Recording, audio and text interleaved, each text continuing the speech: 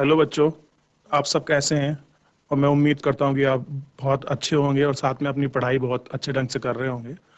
और बच्चों, मैं उम्मीद करता हूँ कि सभी विषयों पर आप बहुत अच्छे से अपना ध्यान दे रहे हैं, ताकि जब भी आपकी परीक्षा हो, आप उसके लिए बिल्कुल हमेशा रेडी रहें और अपनी एक सुचारू रूप से अच्छे से अपनी तैयारी कर रहे होंगे बच्चों। मैं ऐसी आपसे आशा करता हूँ, आपसे उम्मीद करता हूँ। और बच्चों, आज हम जो हमारा 11वीं क्लास का पहला चैप्टर हमारा चल रहा था, आज उसको हम समाप्त करने की कोशिश करेंगे। ठीक है बच्चों? और उसमें जो भी हम आपकी अपनी भारतीय अर्थव्यवस्था की मूलभूत आपकी विशेषताएं देख रहे थे, और साथ में ऐसे कारक देख रहे थे कि जिनके कारण हमारी भारतीय अर्थव्यवस्था अब आपकी पिछड़ी, ऐसे कौन कौन से क्षेत्र थे, उनके विषय में हम लोग बहुत अच्छे से अध्ययन आपका कर चुके थे। उसी पे हम आगे की अपनी चर्चा करते हैं, और आज कोशिश करेंगे कि हमारा चैप्टर जो है पूरा आपका समाप्त हो जाए बहुत अच्छे के साथ। ठीक है बच्चों? तो हम लोग ध्यान देंगे अपना डिजिटल बोर्ड की तरफ। आइए हम लोग चलते हैं बोर्ड की तरफ। तो बच्चों, मैं जैसा आपको बता चुका था कि हम आधारभूत आपकी संरचना हम लोग आपका देख रहे थे, और इस आधारभूत आपका संरचना के अंदर हमने क्या देखा था बच्चों? हम यही आपका देख रहे थे कि औपनिवेशिक शासन काल के अंदर किन किन चीज का आपका विकास हुआ। तो हमने उसमें देखा डाक, आपका रेलवे, हमने पोर्ट वगैरह देखे किस प्रकार, या फिर जो आपका जल परिवहन में जो भी आपका विकास हो रहा था, हम उन चीजों को हमने आपका देख चुके थे। क्लियर है बच्चों? ध्यान दीजिए आगे, बाकी हम लोग आगे देखते हैं। और साथ में हमने ऐसा देखा कि जो भी विकास हुआ था वो कहीं ना कहीं ब्रिटिशरों ने, आप किसके हित को ध्यान में रख के किया था बच्चों? मैं आपको बताया था, जो भी उनका हित था किसके लिए था, सब वो चाह रहे थे जितना भी हम लोग कार्य कर रहे हैं सब उसमें कहीं ना कहीं अपना हित उनका अपना छुपा था।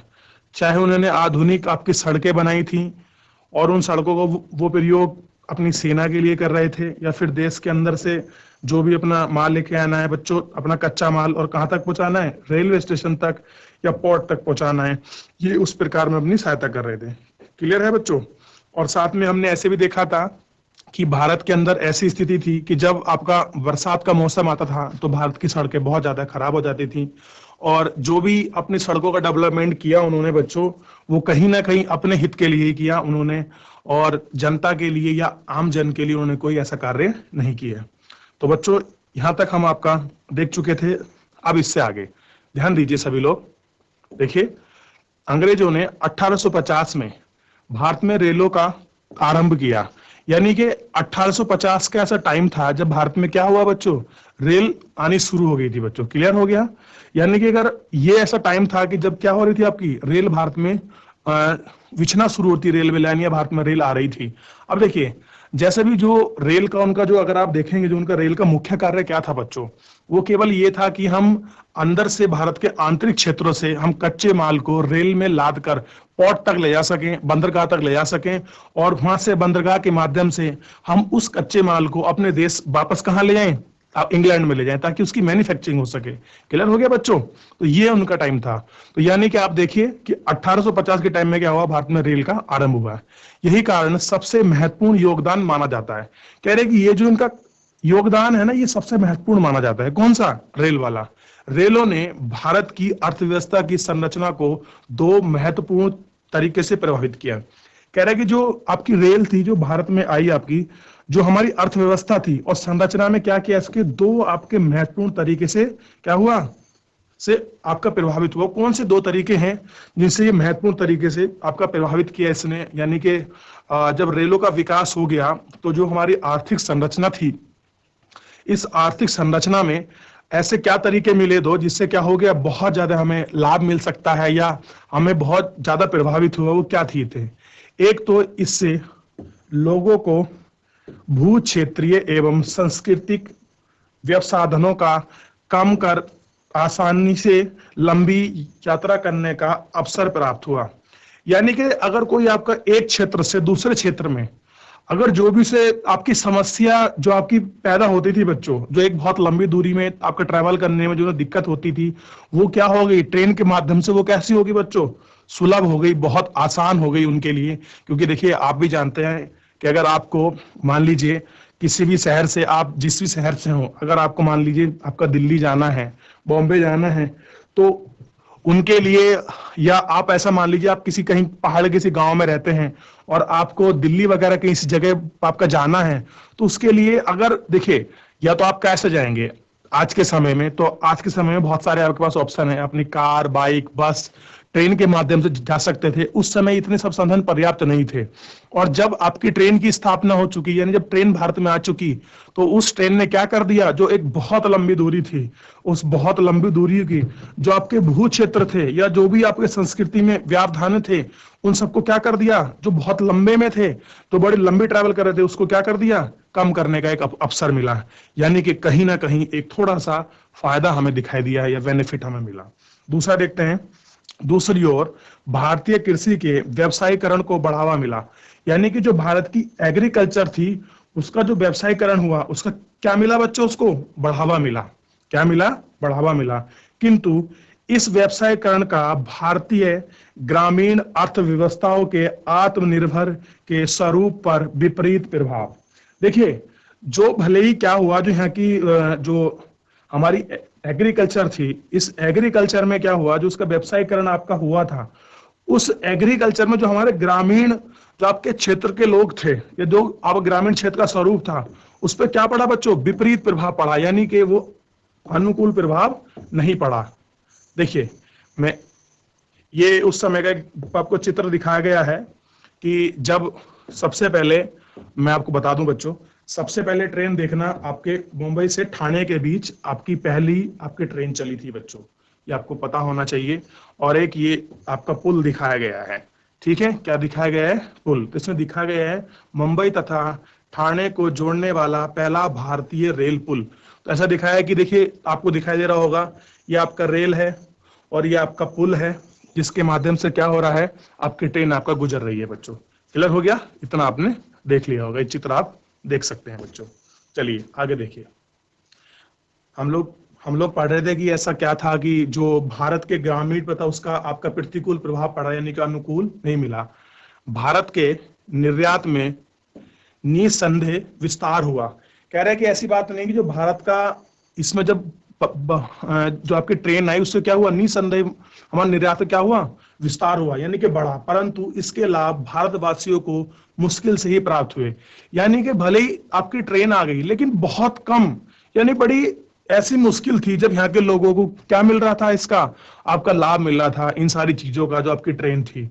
यानी कि कहीं ना कहीं एक बहुत बड़ी आबादी अब भी ऐसी, मतलब इस लाभ से क्या थी, आपका वंचित थी बच्चों। क्लियर हो गया।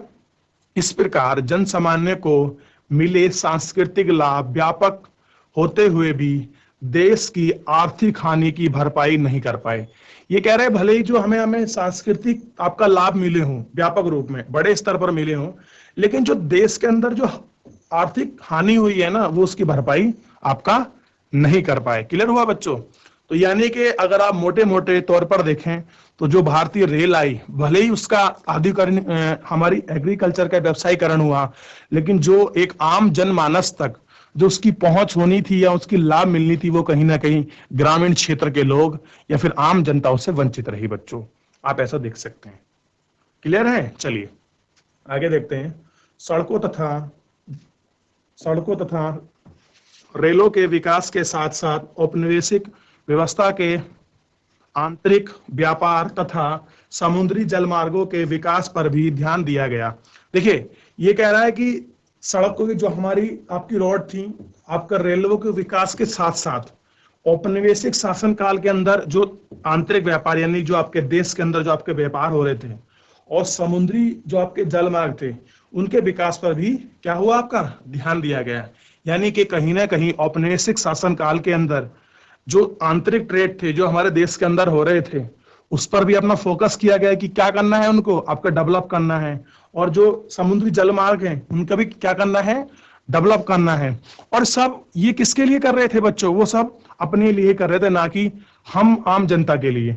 किंतु ये उपाय बहुत संतोषजनक नहीं थे। कह रहा है कि जितने भी उपाय थे ये आपके संतोषजनक नहीं थे।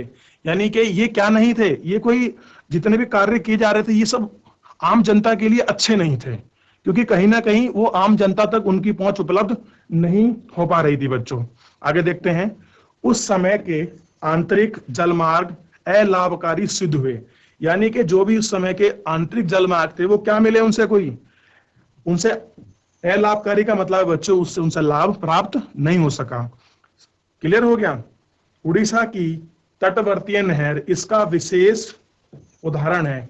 ये कह रहा है जो आपकी उड़ीसा की जो आपकी नहर है तटवर्ती, वो इसका एक क्या दे रही है, विशेष एग्जाम्पल दे रही है। यानी कि ऐसा उदाहरण देती है कि उड़ीसा का जो कोस्टल क्षेत्र है उसमें एक आपकी नहर थी और वहां क्या करा गया, इन्होंने जो आपके जलमार्ग को बनाने की कोशिश करी गई वो एक सिद्ध नहीं हो पाई, ऐसा इन्होंने बताया है। यद्यपि इस नहर का निर्माण सरकारी कोष से किया गया था, यद्यपि यह रेल मार्ग से स्पर्धा नहीं कर पाई, स्पर्धा नहीं कर पाई। बच्चों देखिए सिंपल ये बताने की कोशिश कर रहे हैं कि जो आपकी जो नहर बनी थी, कौन सी बच्चों, ये वाली देखिए, जो आपको उड़ीसा की जो आपके तटवर्ती जो आपकी नहर बनी थी और इसका और जो आपकी रेल मार्ग है, जब इन दोनों के बीच में कंपटीशन हुआ तो ये जो आपकी नहर थी उड़ीसा का जो आपका जल मार्ग था ये पिछड़ गया। उसका कारण था क्योंकि जल मार्ग इतना विकसित नहीं हो पाया जितना कि वहां ट्रेन भारत में हो चुकी थी, इसलिए क्या हो गई, ये आपका पिछड़ गई। और भले ही इस जो आपका नहर है, इस नहर का निर्माण किससे हुआ है, सरकारी खजाने से हुआ था। क्लियर हो बच्चों। तो कहीं ना कहीं यानी कि वाटरवे और आपका रेलवे में कहीं ना कहीं आपकी रेलवे ज्यादा आपकी सक्सेसफुल हो गई, जलमार्ग इतना सक्सेसफुल नहीं हो पाया। क्लियर हो गया। नहर के समानांतर रेल मार्ग विकसित होने के बाद अंततः उस जलमार्ग को छोड़ दिया गया। भारत में विकसित की गई महंगी तार व्यवस्था का मुख्य ध्येय तो कानून व्यवस्था को बनाए रखना ही था। देखिए ये कह रहे हैं कि जो आपकी नहर की जो समांतर रेल मार्ग जो आपके विकास हुआ तो वो क्या कर दिया गया अंत, यानी कि छोड़ दिया गया, उस पर ध्यान नहीं दिया गया। ठीक है बच्चों। तो यानी कि मेन फोकस फिर किस पर रहा होगा आखिर में, आपका रेलगाड़ियों पर यानी कि ट्रेन पर। और फिर उसमें कह रहा है कि जो भारत में आपकी महंगी तार व्यवस्था का मतलब कोई बच्चों आपका बिजली का तार नहीं, जो आपकी डाक व्यवस्था थी। पहले तार चलता था ना, जो अगर एक मैसेज कोई दूसरे देश तक भेजना है, कोई अपनी चिट्ठी भेजनी है तो उसको तार बोलते थे। तो वो क्या थी उस समय की, बहुत महंगी व्यवस्था थी। क्लियर हो गया। और उस महंगी व्यवस्था का मुख्य ध्येय यानी कि उद्देश्य क्या था बच्चों, उसका उद्देश्य था कानून व्यवस्था को बनाए रखना। क्लियर हो गया। यानी कि मान लीजिए अगर कोई भी अंग्रेज अधिकारी को और किसी स्थान पर अपना कोई आधिकारिक पत्र भेजना है या कोई वहां से जानकारी प्राप्त करनी है, वो सब किसके माध्यम से होती थी उस समय बच्चों, तो ये सारी जानकारी उस समय आपको कहीं ना कहीं आप देखेंगे कि जो तार व्यवस्था थी उस तार व्यवस्था के दौरान ही ये सब चीजें आपकी होती थी, किससे, तार व्यवस्था के माध्यम से। और ये कैसी थी बच्चे उस समय की, महंगी थी। और क्या कर रही थी, आपकी कानून व्यवस्था को बनाए रखने के लिए उनकी मदद कर रही थी। दूसरी ओर डाक सेवा आवश्यक जनमानस की सुविधा प्रदान, ये दिख रहा है, जनमानस की सुविधा प्रदान कर रही थी। यानी कि जितनी भी ये जो आपकी डाक सेवा चल रही थी, ये डाक सेवा भी जो आम लोगों को क्या कर रही थी, अपनी सुविधा बच्चों प्रदान कर रही थी, किंतु वे बहुत ही अल्प पर्याप्त थी। यानी कि जितनी भी वो डाक सेवा आपको मिल रही थी वो इतनी पर्याप्त नहीं थी जितनी कि पर्याप्त होना चाहिए। आधारिक संरचना की वर्तमान अवस्था के विषय में आपको अध्याय 8 में विस्तृत से जानकारी दी जाएगी। यानी कि देखिए अगर आप बच्चों इसमें देखेंगे तो कहीं ना कहीं एक हमें ऐसा रूप दिखाई देगा कि जितनी भी उन्होंने अपनी व्यवस्थाएं बनाई हैं वो व्यवस्था अपने लिए ही थी। और यानी कि कहीं ना कहीं चाहे उन्होंने आपका एग्रीकल्चर डेवलप किया हो, चाहे उन्होंने औद्योगिक क्षेत्र विकसित किए हो, चाहे उनकी व्यापारिक नीति रही हो, और चाहे उनकी आधारभूत जो भी अपनी संरचना कर रहे थे, चाहे उन्होंने रेलगाड़ी चलाई, चाहे उन्होंने जलमार्ग बनाए या उन्होंने डाक व्यवस्था डेवलप की, कहीं ना कहीं वो बच्चों हमें एक चीज देखने के लिए मिली, जो आपका जनमानस था या जो आम जन लोग थे वो उसके लाभ से बहुत दूर आपका वंचित रहे, अपर्याप्त रहा उनके बीच, वो उन्हें वो चीजें सब नहीं मिल पाई जो आपका मिलने चाहिए थी। बच्चों क्लियर है। तो यानी कि आप सिंपल से ये समझ सकते हैं कि जितनी भी हमने इनकी बच्चों नीतियां पढ़ी हैं, ये नीतियां कहीं ना कहीं अपने हित को ही ध्यान में रखकर बनाई गई हैं, चाहे आधारभूत आपकी संरचना हो या व्यावसायिक आपकी संरचना हो। बच्चों जो भी हम अपना व्यापार कर रहे थे, ट्रेड पॉलिसियां हो, ये किस प्रकार हम लोग अपनी चीजें बना रहे थे, ये सारी चीजें जो हम आपको देख चुके थे बच्चों, क्लियर हो गया। और साथ में हम ये भी देख रहे थे जो भी उन्होंने औद्योगिक क्षेत्रों को आपका विकसित किया था बच्चों, कौन से औद्योगिक क्षेत्रों को, उनकी क्या आपकी पॉलिसी रही और उस समय कौन से औद्योगिक क्षेत्रों का निर्माण हुआ और भारत के अंदर या भारत के लोगों की ऐसी कौन सी भूमिका थी जिसमें उनको लाभ मिल सका, और या कहां कहां भारत में किस क्षेत्र में लाभ मिला, ये चीजें हम अपने चैप्टर में बच्चों बहुत अच्छे से देख चुके हैं। ये मैं इसलिए दिखा रहा हूं तो आपको एक बार पूरा चैप्टर आपको रिवीजन हो जाए। देखिए हमने एग्रीकल्चर क्षेत्र पूरा पढ़ा था और साथ में बताया था कि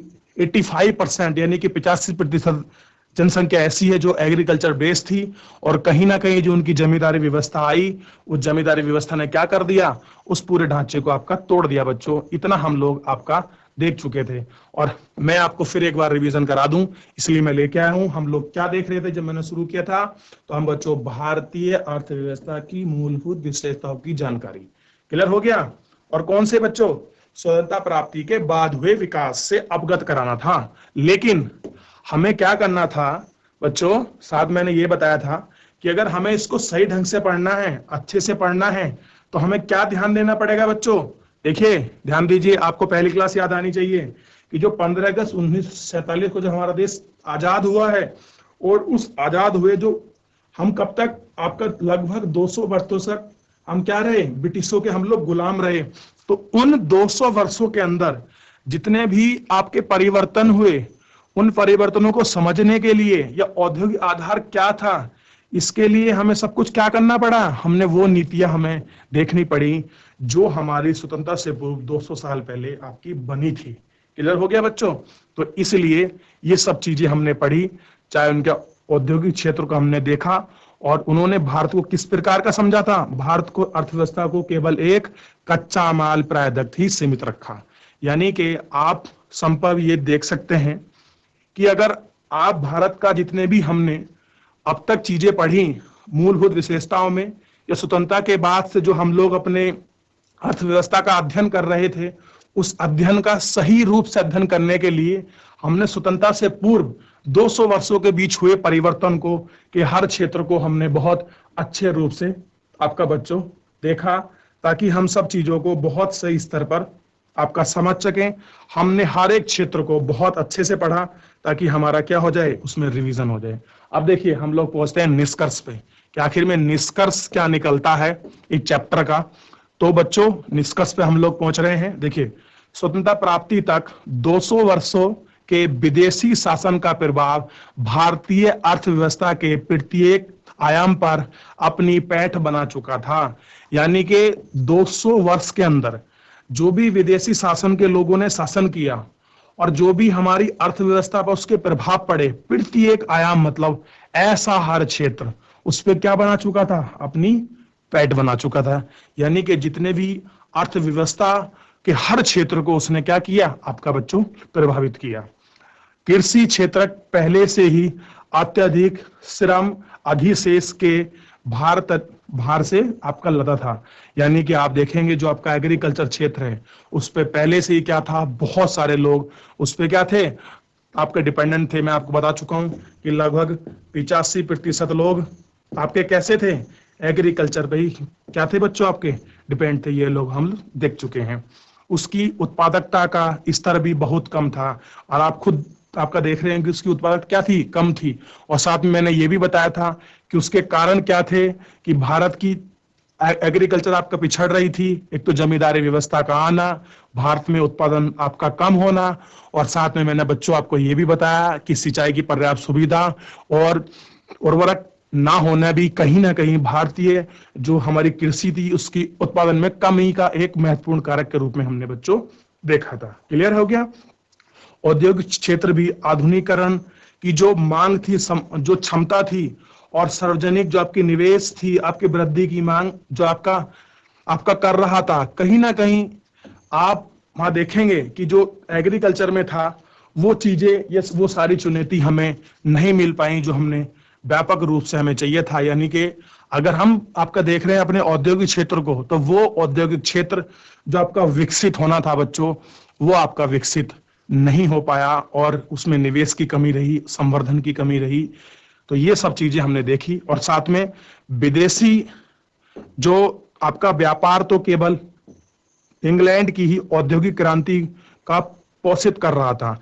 यानी कि भारत के अंदर जो भी बच्चों आपकी औद्योगिक आपकी क्रांति हुई थी, यानी कि कहाँ, इंग्लैंड में, उस वहां क्रांति का मुख्य उद्देश्य क्या था कि भारत में जो भी आपका कच्चा माल आपका निरंतर देश बनाया जाए और उसको कहाँ ले जाया जाए, इंग्लैंड तक ले जाया जाए।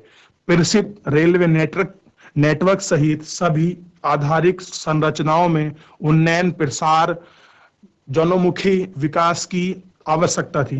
कह रहा है कि हर चीज में क्या थी उनकी एक, मतलब ये सब क्षेत्रों में क्या थी उनकी बहुत ज्यादा आवश्यकता थी। व्यापक गरीबी और बेरोजगारी भी सार्वजनिक आर्थिक नीतियों को जन कल्याणोन्मुखी बनाने का आग्रह कर रही थी। संक्षेप में देश में सामाजिक और आर्थिक चुनौतियां बहुत अधिक थीं। यानी कि बच्चों आप सिंपल ये समझ सकते हैं, अगर हम इसका कंक्लूजन निकालें कि जो 200 वर्षों के अंदर जितना भी आपका परिवर्तन हुआ, वो परिवर्तन कहीं ना कहीं हमारे देश में विकास करने वाला तो नहीं रहा था। क्लियर है बच्चों? तो ये चैप्टर आपका आज अच्छे से हमारा समाप्त हो गया बच्चों। और देखिए ये कुछ आपके प्रश्न है, आप अपनी बुक में देखेंगे तो आप पढ़ लेंगे। फिर भी मैं एक बार आपको इसका निष्कर्ष या आपको थ्योरी एक बार दोबारा बच्चों आपको बताना चाहूंगा। पूरी अर्थव्यवस्था का आपने अच्छे से उसका अध्ययन किया और साथ में हमने वो देखा जो ब्रिटिश काल के अंदर जो भी हमारी आपकी नीतियां बनी थी, वो नीतियां कहीं ना कहीं जो हमारी भारतीय अर्थव्यवस्था को बहुत भारी रूप से आपका प्रभावित कर रही थी, उन सारी नीतियों को हमने आपका पढ़ा और साथ में एक निष्कर्ष पर पहुंचे कि जो भारतीय अर्थव्यवस्था थी, चाहे वो उसमें औद्योगिक क्षेत्र रहा हो, चाहे आपका एग्रीकल्चर क्षेत्र रहा हो, या उसमें जो भी आपके अन्य क्षेत्र रहे हैं, वो उनमें कहीं ना कहीं जो एक व्यापक विकास हमें देखने को मिलना था वो आपका नहीं मिला। और हमारे इस दौर में जो हमारा उस समय का जो आपका चल रहा था बच्चों, उसके अंदर व्यापक आपकी गरीबी, बेरोजगारी, ये सब चीजें हमें आपकी देखने के लिए मिली, जो ये सिद्ध करती हैं कि ब्रिटिशर के द्वारा जो आपकी नीतियां बनाई गई थी औपनिवेशिक शासन काल के अंदर, उनका भारतीय जनमानस से कोई लेना देना नहीं था। उन्हें केवल अपने लाभ हित के लिए ही अपनी सारी नीतियां बना रहे थे और उनका मुख्य उद्देश्य यही था कि हम भारतीय अर्थव्यवस्था को अपने लिए ही प्रयोग कर सकें और एक निर्यातक अर्थव्यवस्था के रूप में या एक निर्यातक कच्चे माल के रूप में ही हम भारतीय अर्थव्यवस्था का अच्छे रूप से प्रयोग कर सकें। तो बच्चों मैं आपसे उम्मीद करता हूं कि ये जो हमारा पहला चैप्टर था, जिसकी जितनी भी अब तक इसकी क्लासें हुई हैं, आप लोग बहुत अच्छे से आपने पढ़ी हूं और उनका आपने घर जाके बहुत अच्छे से रिवीजन किया है और आपको टॉपिक बहुत अच्छे से आपका समझ आया होगा बच्चों। अगर कोई ऐसा बच्चा है जो आपका हमारी क्लासें पढ़ने से आपका छूट गया है या कोई सब्जेक्ट या कोई टॉपिक आपको रिवीजन करना है, तो डीडी उत्तराखंड यूट्यूब चैनल के माध्यम से वहां जाकर ये सारी क्लासें आप अपना अच्छे से रिवीजन कर सकते हैं एक बार बच्चों। और मिलते हैं आपको नेक्स्ट क्लास में नए टॉपिक के साथ, नए चैप्टर के साथ। मुझे जुड़ने के लिए आपका बहुत बहुत धन्यवाद। आपका दिन शुभ हो। Thank you.